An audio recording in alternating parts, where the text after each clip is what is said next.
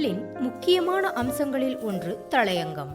இம்மாத தலையங்கத்தை எழுதியிருக்கிறார் ஓய்வு பெற்ற கல்லூரி ஆசிரியையான பாக்கியம் அவர்கள். மகளிர் பாதுகாப்பினை உறுதி செய்வோம் என்ற தலைப்பில் வந்துள்ள இந்த தலையங்கத்தில் தேசத்தில் பெண்கள் பாதுகாப்பு மற்றும் பாலின சமத்துவ நிலை கவலைக்குரியதாகவே உள்ளது. கடந்த பட்ஜெட் கூட்டத்தொடரில் பிப்ரவரி 2022 பெண்களுக்கு எதிரான குற்றங்கள் தொடர்பான கேள்விகளுக்கு அமைச்சர் ஸ்மிருதி இரானி தேசிய குற்ற ஆணைய பதிவேட்டின் அடிப்படையில் அளித்த பதிலில் 2020ஆம் ஆண்டு பெண்களுக்கு எதிராக 3,71,503 குற்றங்கள் நிகழ்ந்துள்ளன என்றார்.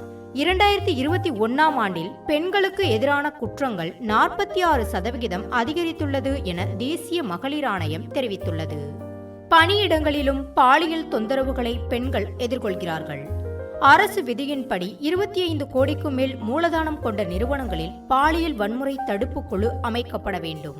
அந்த வகையில் இந்தியாவில் 21 லட்சம் நிறுவனங்கள் உள்ளன. அதில் 13 லட்சம் நிறுவனங்கள் தொடர்ச்சியான செயல்பாட்டில் இருக்கின்றன என்று அமைச்சர் ராவ் இந்திரஜித் சிங் தெரிவித்துள்ளார். இந்த நிறுவனங்கள் அனைத்திலும் பாலியல் வன்முறை தடுப்பு குழு உருவாக்கப்பட்டு விட்டதா என்ற கேள்வி எழுகிறது. பொதுவாக இந்த சமூகம் பெண்ணை ஒரு உடைமையாக பார்க்கிறது. அவளை மிரட்டவோ அடிக்கவோ உரிமை இருக்கிறது என கருதுகிறது.